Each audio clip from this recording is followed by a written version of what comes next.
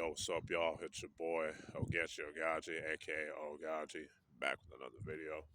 Today, we're going to talk about a lot of the fighting game reveals that happened last week. You know what I'm saying? Especially fighting game characters that have been, released, like Crimson Viper for Street Fighter 6, and Joe Higashi and for Gado Denset's City of the Wolves, aka Fatal Fury City of the Wolves, and a bunch of other stuff. As y'all can see, I'm recording this outside, so yeah, apologize for that. So you're gonna hear some cars coming in, and I also apologize for the lighting. So I want to let y'all know in advance. Anyway, let's see. Let's talk about these reveals. First off, let's talk about the Avatar Legends: The Fighting game. Now, I'm definitely very intrigued about that game.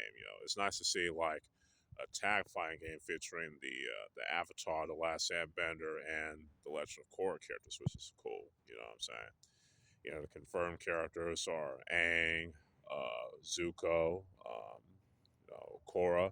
There's also Katara, Sokka, and I think Toph and Azula, if I remember correctly. And like I said, I'm definitely intrigued, honestly.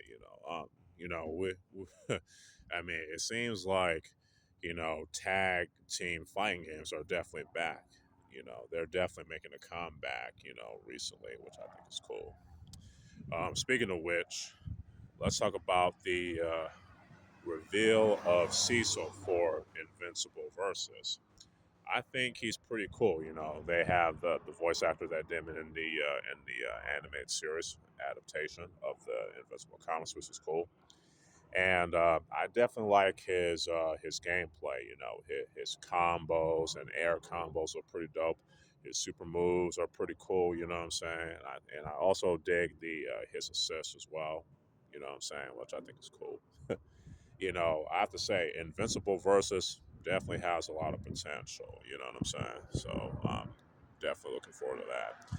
I wish I had an Xbox, you know what I'm saying, so I could play it, but hopefully it'd be on PC or something like that. But I don't know. Who knows? Anyway, let's move on from that to Fuin Super Tag Battle, aka Kizuna Encounter Super Tag Battle. Now, not only is it a re-release of the classic sequel to Fuin Moshiroku Kakuto Sosei, aka Savage Rain, but it's also a release of an unreleased update for Kizuna Encounter, which is also pretty nice. You know what I'm saying? It seems like SNK is definitely hitting their strides. With uh, Joe Higashi and Andy Bogard being released as DLC for Gado Denset Seal of the Wolves, aka Fatal Fury Seal of the Wolves. And on top of the re-release of Real About Gado Densets 2, aka Real About Fatal Fury 2, which is nice. Yeah, I'm definitely digging what SNK's been doing. And speaking of which, as y'all know, Joe Higashi has been, released as a DLC character, which is cool. And, for what I've been seeing, a lot of cats are definitely, showcasing that Joe Higashi is definitely a problem in the hands of skilled players. Along with Ken as the guest character and Andy Bogard, you know, a classic Fatal Fury character from back in the day. Um, yeah, that's all I gotta say about that for now. Again, Kizuna Encounter being re-released is pretty dope. So, let me see. I want to cover next. Oh, there's also Crimson Viper. For Street Fighter 6 as a DLC character. We haven't seen her in a Street Fighter game since Street Fighter 4, especially its last update, Ultra Street Fighter 4. She was part of she made her debut in the original Street Fighter 4 and then and onward. And then her last appearance as a playable fighting game character was Marvel vs. Capcom 3 and Ultimate Marvel vs. Capcom 3. She did make a cameo appearance in Street Fighter 5, which is cool, but It would have been nice to see her as a playable character, but hey, at least she's playable now in Street Fighter 6, which is nice. And for what I've been seeing, it seems like some players are getting the hang of her, you know what I'm saying, which is cool. Let me see. What else do I want to cover next? Oh, there's also the Super Saiyan for Goku or Gogeta, I think, for Dragon Ball Fighters, and it's also for Dragon Ball Daima, the Dragon Ball Daima version of Super Saiyan 4. Yes, I'm saying Super Saiyan because that's the actual pronunciation. That's actually the correct pronunciation, I should say. Instead of saying it's Scion, and that's the actual pronunciation again. So yeah, just want to put that out there. But anyway, I mean, and it's that character's being released along with the patch for Dragon Ball Fighters, which is pretty interesting. You know what I'm saying? So that I can't say much more about that. And the last thing I want to talk about is Miari Zo for her reveal trailer, gameplay trailer for Tekken 8. I think she's pretty good. I think it's pretty cool. You know what I'm saying?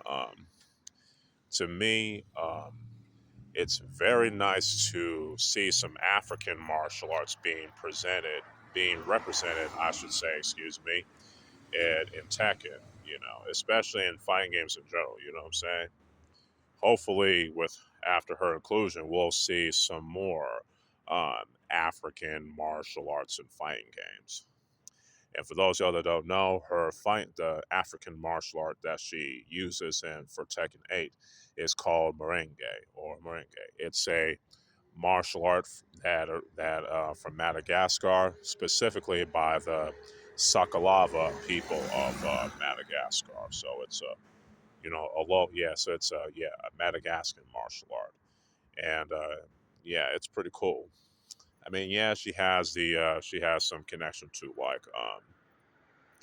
to a classic Tekken character, Ogre from Tekken 3, which is pretty interesting, I would say.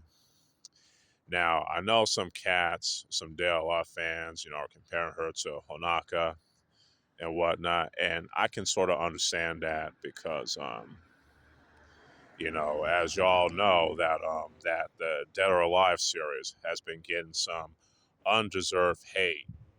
You know what I'm saying, and I can understand at some to some extent on why some DOA players would get petty about it and how they would compare her to Hanukkah food and things like that because of for all the unnecessary hate that Daryl Loss began. But I personally don't really care about all that. You know what I'm saying? I think both characters are dope. You know what I'm saying? And I do think Dead or Alive has some pretty dope, deep gameplay mechanics. As a fighting game. You know what I'm saying? But a lot of cats don't want to downplay it because, and as well as downplaying the whole sex appeal because I don't know. I don't know why because it's possible to have a fighting game with sexualized femme fatale badasses and deep gameplay mechanics. There's something wrong with that. Just like how there's nothing wrong with a all girl fighting game that doesn't have any sex appeal, but still has some good deep gameplay mechanics. Both types can coexist. You know what I'm saying? And don't let these motherfuckers tell you otherwise. But anyway, outside of that, I think Marizo is pretty cool addition to the Tekken series. You know what I'm saying? Like I said, it's nice to see some African martial arts and fighting games. You know what I'm saying? And I'm pretty interested. You know what I mean? So yeah.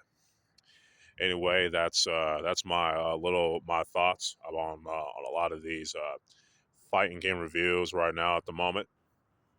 Oh, I almost forgot. There's also the Mecha Zangief costume. That's pretty dope too. I should have talked about that along with Crimson Viper, but hey, it happens. And the metal song, heavy metal song they got with the trailer, pretty dope, pretty awesome. Anyway, those are my thoughts about all these fighting game reveals at the moment. I'll probably talk some more about them in a later video. You know what I'm saying? So yeah, so stay tuned for that. So with all that said, this is your boy Oaghaji, aka Oaghaji, signing out. Peace.